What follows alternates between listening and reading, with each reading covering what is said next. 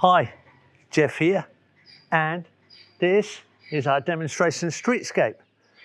It's not very old, it's about 6 months old.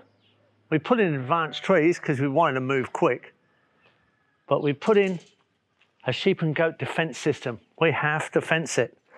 But because they're not individual trees fenced, it's a whole line, then it's worked really well because we've got kind of a plant ecosystem. But it's a particular type of plant. They're not fruit trees, they're ornamentals. A lot of them are leguminous trees, a lot of them are ornamental.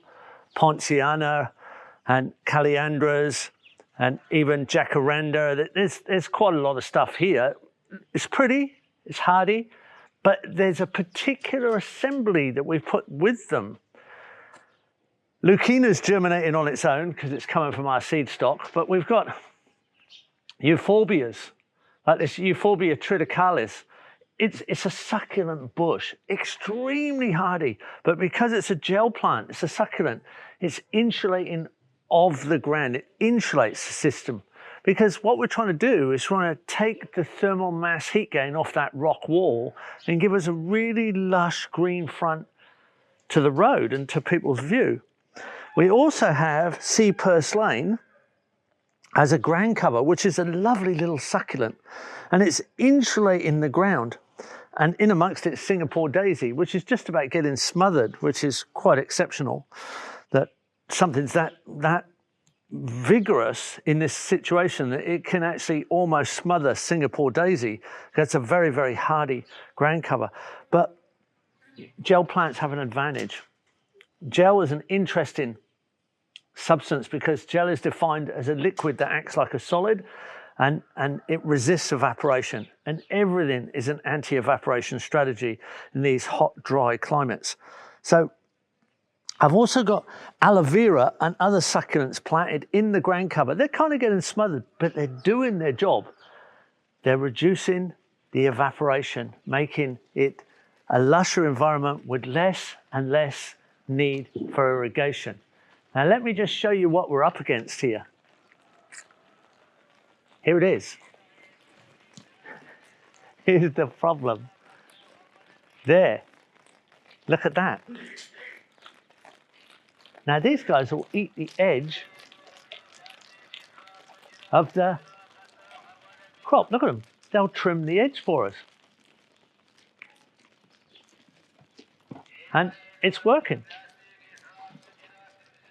No problem at all. Hey, we're nice. This is an old mate of mine. Abu Riyad. كيفك؟ الحمد لله. الحمد لله. صور وين على استراليا؟ تضحك على العرب يعني. ما في عربي. تضحك على العرب؟ كيفك؟ كويس؟ الحمد لله. So as our old shepherd mate goes on up the hill, let me show you what's happened here. So we've got this dense cover, absolutely dense. There's a little bit of purslane in there, and there's some edible purslane too, and a little bit of volunteer amaranth. And there's a little bit of an empty spot there, but it's covering fast. I've got a gate here. I can go in and show you the density of this. This is incredibly dense. That's enormous contrast to what's just outside. So I'm crunching over the ground cover here. And this is cold. This is cold on the ground.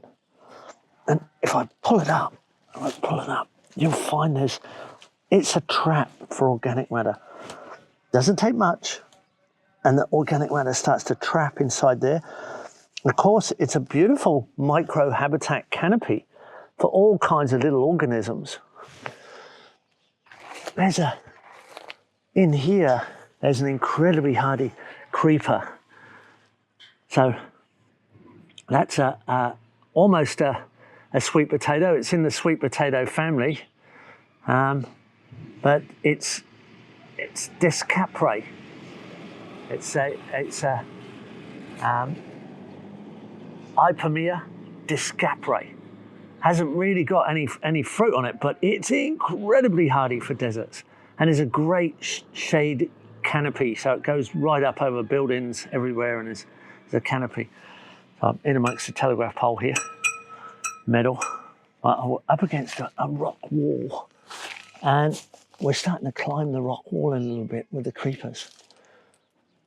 This is just a functional representation of good design just for the local community. Great bringing it to you. There you go.